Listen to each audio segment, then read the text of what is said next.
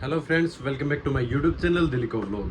कैसे हो आप लोग? उम्मीद है सब अच्छे होंगे, सब बढ़िया होंगे और जो अपनी तैयारी है वो अच्छे से कर रहे होंगे। आज मैं बात करने वाला हूँ आरपीएफ के ऊपर, आरपीएफ कांस्टेबल और एसआई के ऊपर कि सिलेक्शन के लिए किन किन चीज़ों की रिक्वायरमेंट है, क्या क्या स्टेप्स आपको फॉलो करने हैं कि आपका इस बार 100% सिलेक्शन हो जाए। क्योंकि आपको ही पता है आरपीएफ की वैकेंसी हर साल नहीं देखने को मिलती। लास्ट टाइम जब वैकेंसी आई थी वो आई थी 2019 के अंदर। उसके तकरीबन 4 से 5 साल बाद आपकी वैकेंसी है वो आई है और वैकेंसी अच्छी खासी वैकेंसी है। और आरपीएफ की ही ऐसी जॉब है, बेल्ट की ऐसी जॉब है जिसके अंदर आपको हाइट के अंदर रिलैक्सेशन मिलता है। मतलब ज़्यादातर जितनी भी आपकी बेल्ट की जॉब है उनके अंदर जो हाइट है वो 170 सेंटीमीटर मांगते हैं। तो जिनकी हाइट थोड़ी सी कम रह जाती है उनके लिए सबसे बड़ी अपॉर्चुनिटी है आरपीएफ कांस्टेबल। इसमें सैलरी भी आपकी बाकी फोर्सेज की तरह ही होती है, सेंट्रल गवर्नमेंट की जॉब रहती है, सारे अलाउंसेज मिलते हैं। ठीक है, तो क्या क्या चीज़ें रहने वाली, एक एक चीज़ों पर बात करूँगा। वीडियो में लास्ट तक जरूर बने रहना।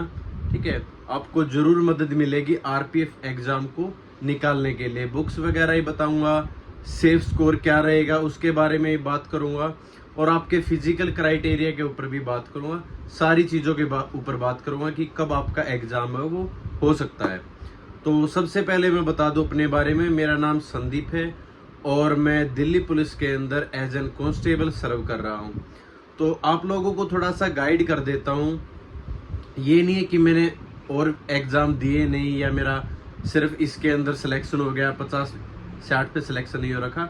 मेरे 82 मार्क्स थे दिल्ली पुलिस कांस्टेबल के अंदर और एनटीपीसी का भी सेकंड फेज के अंदर रह गया था। और भी बहुत सारे एग्ज़ाम मैंने क्रैक कर रखे हैं, हरियाणा पुलिस के, हरियाणा क्लर्क के और सीएचएसएल मेरा क्लियर था। तो बहुत सारे एग्ज़ाम दे रखे। तो उस भी आप पे मैं जो मेरा 4-5 साल का एक्सपीरियंस था उसके भी आप पे मैं आप लोगों के साथ वो सारी चीज़ें शेयर करूँगा कि क्या क्या चीज़ें आपको नेगलेक्ट करनी है, किन किन चीज़ों को आपको फॉलो करना ताकि आपका सिलेक्शन है वो जल्द से जल्द हो जाए। ठीक है, सबसे पहले मैं बात कर लूँ आपके फिजिकल क्राइटेरिया की, क्योंकि इसमें एग्ज़ाम अलग चीज़ है लेकिन जो फिजिकल होता है ना वो आर्मी के बाद सबसे ज़्यादा टफ रहता है। ठीक है, दिल्ली पुलिस का भी टफ फिजिकल माना जाता है लेकिन दिल्ली पुलिस से भी ज़्यादा जिसका फिजिकल टफ होता है वो होता है आरपीएफ कांस्टेबल का। आरपीएफ कांस्टेबल में ऐसा क्या होता है कि जो 1600 मीटर की रनिंग होती है ना वो होती है 5 मिनट 45 सेकंड के अंदर। 5 मिनट 45 सेकंड के अंदर आपको रनिंग कंप्लीट करनी होती है, जो कि बहुत ही ज़्यादा हार्ड हो जाती है।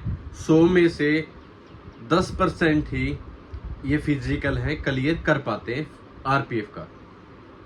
लड़कियों की मैं बता दूं 800 मीटर की रनिंग होती है 3 मिनट 40 सेकंड के अंदर, ये भी बहुत ज़्यादा टफ होती है। ठीक है, और 12 फीट आपकी क्या होगी लॉन्ग और 3 फीट 9 इंच होगी आपकी हाई जंप। ठीक है, लॉन्ग जंप भी होता है, हाई जंप भी होता है और आपकी रनिंग भी होती है। जनरली जो ट्रैक मिलता है वो 200 मीटर मिलता है और 200 मीटर में आपको अपने हिसाब से काउंट करने होते हैं चक्कर। लास्ट टाइम मेरा एक साथी था जिसने जो राउंड कंप्लीट करने थे वो राउंड भूल गया। 8 कंप्लीट करने थे, उसने 7 ही कंप्लीट किए और वो बैठ गया और वो अच्छा स्कोर था उसका और वो बाहर हो गया। अब की बार अच्छी चीज़ ये है कि आपकी जोन वाइज कट ऑफ नहीं लगेगी। इसका मतलब अगर आप कहीं पे भी स्कोर लेके आते हो आपका सिलेक्शन हो सकता है।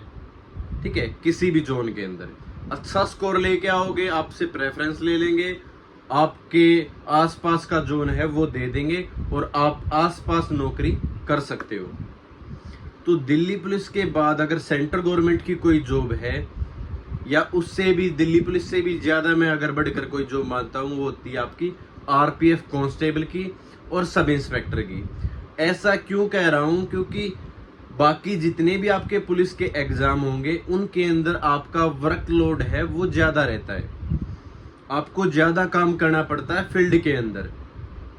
कभी आप जो समन है वो तामील करवा के लेके आओगे, कभी आप फाइल पर काम करोगे, किसी केस पर काम करोगे, कहीं अरेंजमेंट में ड्यूटी दोगे, ठीक है, तो आपके जो काम हैं, ड्यूटी हावर्स हैं, वो थानों के अंदर, आपके पुलिस सर्विस के अंदर ज़्यादा होते हैं, लेकिन आरपीएफ के अंदर इतना ज़्यादा वर्कलोड नहीं रहता आप लोगों का। सर्विस आपकी वैसी ही रहती है, 13 महीनों की सैलरी भी मिलती है, ठीक है, सारी चीज़ें बाकी सिमिलर है आपकी, जो बाकी दिल्ली पुलिस है, चंडीगढ़ पुलिस है, इस तरीके से, ठीक है।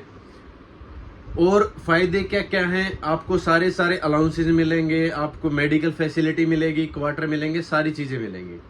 तो सबसे पहले ज़रूरी चीज़ ये है कि अगर आप ये फिजिकल कर सकते हो तभी आप रिटन एग्ज़ाम के अंदर बैठना। अब की बार ये है कि आपका कंपटीशन कम देखने को मिल रहा है, सिर्फ 23 लाख के आसपास जो फॉर्म है वो भरे गए थे। पिछली जो भर्तियां थी उनमें बहुत ज़्यादा ही फॉर्म है वो अप्लाई हुए थे, ठीक है। सारी चीज़ों पर बात करूँगा एक एक करके।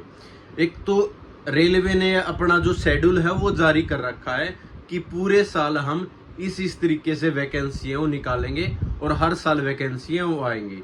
किन किन की वैकेंसी आएंगी, आपकी सबसे पहले एएलपी, ठीक है, पूरे साल ऐसे ही सीक्वेंस में वैकेंसी चलेंगी। सबसे पहले एएलपी, फिर टेक्नीशियन, फिर एनटीपीसी, फिर लास्ट में ग्रुप डी का एग्जाम होगा, ठीक है। तो इस साल आपका जा चुका, अगले साल से मैं बता रहा हूँ। इसमें आरपीएफ का कोई जिक्र नहीं किया उन्होंने, लेकिन आरपीएफ का जो एग्जाम होने की उम्मीद है वो होने की उम्मीद है दिसंबर या फिर जनवरी। जब आपके फॉर्म निकले थे तब टेंटेटिव जो डेट दी गई थी वो अक्टूबर नवंबर दी गई थी, लेकिन जैसा इंटरनल जो सोर्सेज से पता चला है कि अभी फिलहाल इन पर काम चल रहा है कि किसको, टीसीएस को दे एग्ज़ाम या किसी और अथॉरिटी को दे कि आपका एग्ज़ाम हो कंडक्ट करवाए। इस हिसाब से मेरे अनुमान ये है कि टीसीएस ही आपका एग्ज़ाम है वो कंडक्ट करवाएगी और आपका एग्ज़ाम है वो जनवरी महीने के अंदर अगले साल होने की उम्मीद है, ठीक है। आप लोगों को सबसे पहले पैटर्न पता होना चाहिए कि सबसे ज़्यादा नंबर की जीएस आती है 50 नंबर की, उसके बाद 35 नंबर की रीजनिंग, 35 नंबर का आपका मैथ, ठीक है। तो सेफ स्कोर भी बता दूंगा मैं। सबसे पहले आप ये जान लो कि आपको जीएस के लिए क्या क्या चीज़ें होनी चाहिए। जो बाकी एग्ज़ाम के लिए आपके पास बुक है वही रखो। बाकी एग्ज़ाम के लिए आपके पास क्या है, आपके पास ल्यूसेंट होगी, स्टैटिक जीके की कोई बुक होगी, रामबाण वगैरह, आरडब्ल्यूए की कोई भी, या येलो बुक, ठीक है, कोई भी आपके पास ऐसी बुक होगी। करंट अफेयर की आपके पास बुक होगी। इसके अंदर एक बुक ले आना, टीसीएस बेस्ड जितने भी प्रीवियस ईयर हैं, पीवाईक्यू हैं टीसीएस बेस्ड, किरण के मिल जाएंगी, वो ले आना अलग से, ठीक है। और साथ में आप लोग करंट अफेयर स्पीडी से कर सकते हो, या एक ऑब्जेक्टिव टाइप स्पीडी की बुक आती है आरपीएफ एग्जाम के लिए, वो लेके आ सकते हो। जीएस का पोर्शन वही रहेगा। रीजनिंग के लिए कोई अलग से बुक नहीं लेके आनी, जहाँ से आप लोग पढ़ रहे हो, ल्यूसेंट से, एरियंट से, ठीक है, या फिर शिवम सर हैं, शिवम सर तो कंप्यूटर के हैं। रीजनिंग के लिए पीयूष सर हैं, कोई भी टीचर, पीयूष सर हैं, जैसे भी जहाँ से भी आप लोग पढ़ रहे हो रीजनिंग के लिए, ऑनलाइन यूट्यूब से कहीं से भी फ्री बैच ले रहे हो, कुछ भी पढ़ रहे हो, वहाँ से आप रिवीजन है वो करते रहो। बस टॉपिक आपके वही रहेंगे, सेम रहेंगे, कोई ऐसा बदलाव नहीं होता। एक दो टॉपिक का हेर फेर हो जाता है, बाकी सारा चीज़ें वही रहती है। मैथ के लिए आदित्य रंजन सर कर लो, या फिर गगन प्रताप सर कर लो, या राकेश यादव सर कर लो, कोई भी आप इनमें से एक टीचर है वो ले लो, ठीक है। या कैडी कैंपस की बुक आती है वो पढ़ लो, ठीक है, कोई भी बुक पढ़ लो, किरण की प्रीवियस ईयर ले आओ, ठीक है। मतलब एक बुक, एक टीचर कोई भी पकड़ दो, उसको रिवाइज करो, वहाँ से क्वेश्चन वो निकालो और प्रैक्टिस सेट लगाओ। प्रैक्टिस सेट कहाँ से लगाने, टेक्स्ट बुक से लगा लो, ग्रेड अप से लगा लो, या अड्डा 24 से लगा लो, कहीं से भी इनमें से एप्लीकेशंस के द्वारा अब मॉक टेस्ट है वो लगाते रहना, ठीक है। तो आपके पास 4 से 5 महीने मिनिमम, ठीक है, इतने ही बचे हैं। जल्दी भी हो सकता है आपका एग्जाम, कुछ नहीं कह सकते कि एकदम से आपका ऑफिशियल कुछ अनाउंसमेंट हो जाए आपके एग्जाम से रिलेटेड। बाकी दिसंबर या जनवरी महीने के अंदर ही उम्मीद कर सकते हैं कि आपका एग्जाम होगा। उसके साथ साथ फिजिकल पर भी ध्यान दो। जितना जरूरी आपका रिटन एग्जाम है उससे ज्यादा जरूरी आपका फिजिकल है, क्योंकि फिजिकल ज्यादा टफ रहने वाला है। जितनी भी लड़कियां हैं, लड़कियों के लिए बता दूं कि अगर वो 90 प्लस स्कोर कर जाती है 120 में से, अगर वो 90 प्लस स्कोर कर जाती हैं तो वो अपने आप को सेफ मान सकते हैं। अपने आसपास उनका जोन 90 के प्लस चला जाता लड़कियों का, तो ये मान सकती है कि उनका सिलेक्शन है वो आसपास के जोन के अंदर हो सकता है। लड़कों के लिए 100% मतलब 100 प्लस आपका स्कोर होना चाहिए, तब जाके आप ये उम्मीद कर सकते हो कि आपका सिलेक्शन है वो हो सकता है। कंपटीशन रहेगा, ऑब्वियस रहेगा, क्योंकि जो पहली कट ऑफ है वो थोड़ी कम जा सकती है और सेकंड वाली थोड़ी सी अगर टाइम मिल गया तो थोड़ा सा 5 नंबर 10 नंबर है वो बढ़ सकती है। ठीक है, बाकी फिजिकल के ऊपर ज्यादा डिपेंड करेगा, लड़कियों के लिए भी लड़कों के लिए भी। जो फिजिकल निकाल देगा और अच्छा खासा 90 के आसपास स्कोर ले आएगा उसका सिलेक्शन हो जाएगा। लड़के 100 प्लस का टारगेट लेकर चलो, लड़कियां 90 प्लस का टारगेट लेकर चलो। ठीक है, सेम आपका सब इंस्पेक्टर के अंदर भी कि अगर आपका 105 110 ठीक है स्कोर हो जाता है तो आप सेफ हो। ठीक है, लड़कियों के लिए 95 प्लस अगर आपका सब इंस्पेक्टर के अंदर है तो आप सेफ हो। ठीक है, दूसरी चीज थोड़ा सा और ज्ञान दे देता हूं आप लोगों के लिए कि आप लोग क्या करते क्या हो, क्या क्या गलतियां रहती है आपकी कोई भी एग्जाम मान के चलो। सबसे पहले अभी से आप तैयारी नहीं करते, तैयारी करते हो 2 घंटा 3 घंटा, आप उम्मीद करते हो जब आपका एग्जाम आएगा ना, जब आपके एग्जाम आ जाएगा, डेट आ जाएगी, उससे 1 महीना पहले आप 8 घंटे 10 घंटे पढ़ना स्टार्ट कर देते हो। भाई तब सिलेक्शन नहीं होता। कि जब आप एग्जाम के टाइम पर अगर आप 10 घंटे 12 घंटे पढ़ रहे हो उस वजह से सिलेक्शन नहीं होता। पीछे आपने कब से जो तैयारी है वो स्टार्ट की थी, कितने घंटे आपने पढ़ाई की थी, उस हिसाब से आपका सिलेक्शन होता है पहली बार। और सिलेक्शन के लिए ना त्याग करना पड़ता है भाई, सबसे जरूरी चीज ये है। अगर आप अपने आप को बेरोजगार नहीं देखना चाहते 2025 के अंदर तो आपको अभी से त्याग करना पड़ेगा। किन किन चीजों का? मोबाइल फोन पर जो एक्स्ट्रा आप टाइम स्पेंड करते हो उस चीज का, दोस्तों के साथ ज्यादा घूमते हो इधर उधर, ठीक है, कहीं कॉलेज में निकल गए या वैसे ही निकल गए, ठीक है, उस चीज का, सारी चीजों को भूल जाओ। आसपास अपने रिश्तेदारी को, यार दोस्तों को, सब चीजों को 6 महीनों के लिए भूल जाओ, गायब हो जाओ 6 महीनों के लिए। 6 महीनों के लिए सिर्फ आप होने चाहिए, आपके पास बुक होनी चाहिए, उसके अलावा आपके पास कुछ भी नहीं रहना चाहिए। ठीक है, ये चीजें मैं इसलिए कह रहा हूँ क्योंकि टाइम का नहीं पता चलता, कितनी जल्दी वो टाइम निकल जाता है। अब सरकार आप पे मेहरबान है, वैकेंसियां धड़ाधड़ आ रही हैं, बच्चे सिलेक्शन ले रहे हैं। ठीक है, हर महीने 2 महीने के अंदर किसी न किसी जॉब का एग्जाम चलता रहता है। कोई रेलवे का है, कोई आपका एसएससी का एग्जाम है, कोई दिल्ली का डीएसएसबी का, कोई आपके स्टेट का एग्जाम है। एग्जाम चलते रहेंगे।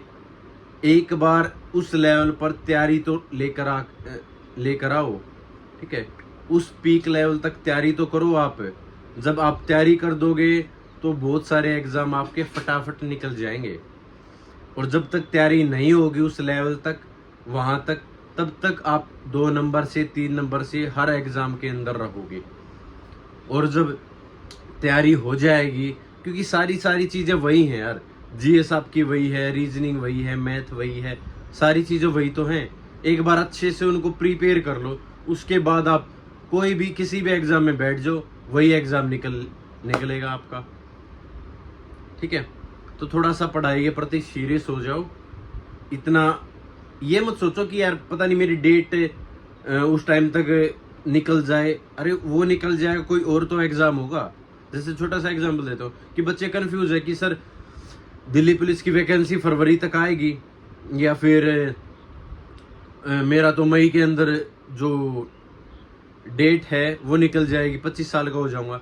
अरे यार उससे पहले तो आपकी और भी बहुत सारी वैकेंसी रहने वाली हैं। ठीक है ना, उसके साथ साथ आपकी सीपीओ की भी आ सकती है उससे पहले, क्या पता हेड कांस्टेबल की भी आ सकती है। तो आप सिर्फ एक एग्ज़ाम को लेके क्यों बैठे हो? वैकेंसियाँ तो और भी बहुत सारी हैं, ठीक है? तो सारी चीज़ों पर थोड़ा सा ध्यान दो, अपने ऊपर ध्यान दो। 6 महीनों के लिए सब चीज़ों को भूल जाओ। सिर्फ आप होने चाहिए, आपकी प्रिपरेशन होनी चाहिए, आपके पास बुक्स होनी चाहिए, इसके अलावा कुछ नहीं रहना चाहिए। और 6 महीनों बाद देखना आपकी इतनी ज़बरदस्त तैयारी हो जाएगी कि आप किसी भी एग्ज़ाम में बैठोगे वही एग्ज़ाम निकल जाएगा, ठीक है? तो चैनल को सब्सक्राइब करके रखो और मिलते हैं नेक्स्ट वीडियो के अंदर। Thank you so much. जय हिंद सभी को।